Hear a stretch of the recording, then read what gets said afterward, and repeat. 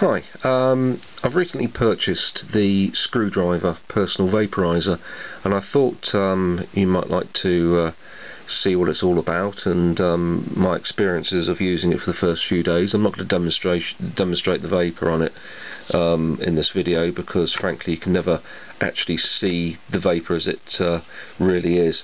But let's just first of all start off with what you get with the device. I'll come on to the actual main part of the device itself in a minute, but you get two of these. These are the batteries, and as you can see they are rated at 1 amp or 1000 milliamps and at 3.6 volts. You get two of those. And you also get a charger, which is called the nano charger.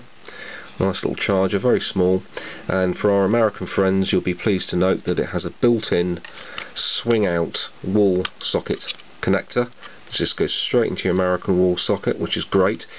Sadly for us in the UK, they don't provide a converter for the UK sockets. You've got to go and buy one of those yourself.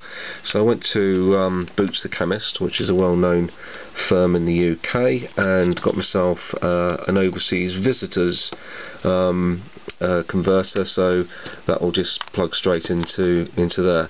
And for our American friends who are bringing their devices over to the UK, if you forget your converters, go to Boots the Chemist and you can get yourself one of these. So that was an additional cost. Now the device itself comes with two atomizers. There's one of them there. They're 901 atomizers. They come with 5 cartridges like these, of varying strengths. What's this one? I haven't used it yet. Does it actually say on it? Yeah, that's a high. Regular high, whatever that means. There you go. So there's 4 of those. I fill my own cartridges, so I'm not really too bothered about the juice that they put in them, because I just put my own in. As far as the device is concerned, probably the first thing to bear in mind with something like this, it's all about battery power.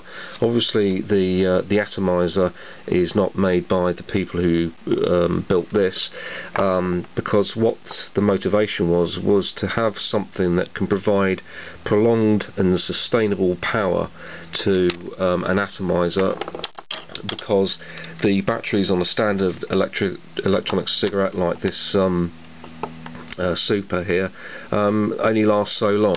The batteries in the screwdriver will last absolute hours. They really will last a very, very long time.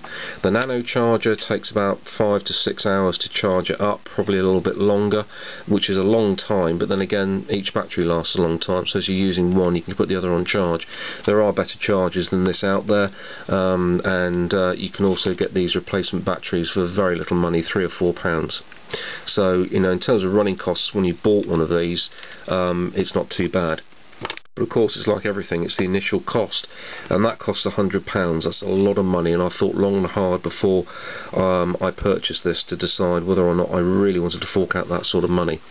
But I'll come on to that in a minute, whether it's worth it. Let's open it up first, and I have to say it screws together very beautifully, very smoothly. It really is a nicely crafted and designed device. It's got an O-ring around there to keep out moisture. You can see where the battery goes in there, negative end down, and you might be able to see in there the negative terminal. Look at the other end. There's the spring for the positive terminal, which is mounted on a piece of PCB with the negative terminals or negative connector on the outer ring, and there's the connector for your, in this case, 901 atomizer. And the whole thing just goes together so nicely. The chap, I believe, is a bit of a cottage industry. That there's a chap who designed this, and he makes these as fast as he can, and I think that's why they are rather expensive, because they're not mass produced, as I understand. He just makes them as quickly as he possibly can, but he clearly puts the time and effort into making sure that he's producing a very, very nice and solid device. I mean, this thing is just going to last and last and last, except perhaps taps for that button there. Now that's what switches it on and off. That's what you have to hold in when you draw on the vaporizer. And of course, like anything mechanical, that is the weak point. If you drop that, I've read on the forums that people have dropped these and broken them, then that's going to be a problem. Whether they can be fixed or not, I'm sure they can be, but you really don't want to go there, do you? So you know, take care of that button. But when you're actually using the device, that button has a very light spring on it, which means that you're not having to force it in. It's just very, very gentle pressure needed to switch it on and off, which is makes it very pleasant to use. And that is actually quite a nice location as well. Rather than having, say, a button on the top, it is actually quite nice to hold it, say like that in your hand, and just with your small finger just press it in, or your other finger just press it in as you're using it. There's a small hole there for a lanyard or a wrist strap, which it does come with as well. So, was it worth the purchase? Well, when I first bought this device, it came with these two atomizers, and when I first started using it, it was absolutely useless. Absolutely useless. There was no vapor, or there was vapor, but it was very poor. It didn't matter what I did to try and increase the vapor. It was just absolutely useless, and it took me a while to try the obvious, and that is to replace the atomizer. This is the original one, and the only problem is that one of the atomizers that they sent me is just no good. I purchased this from the electronic cigarette company, which is whom I use for just about everything that I buy electronic cigarette wise, simply because they're reliable and they're a good quality company in my view. So I've emailed them asking if they can replace this. We'll see what happens there. But the important thing is, when I tried the other atomizer, then we were well away. The vapor was absolutely fantastic from it. The throat hit is wonderful, and I am a great user of these things. This is the 510 Titan, and as you can see, I always use manual batteries now. I'm sick and tired of automatic batteries because they're so flaky. If you get one that doesn't have a great pressure switch on it, then they can be an absolute nightmare to use. So the manual batteries for me, which is why I don't mind the idea of a press button on the screwdriver. But of course, these things run quite hot. They do tend to dull the taste of your e-juice.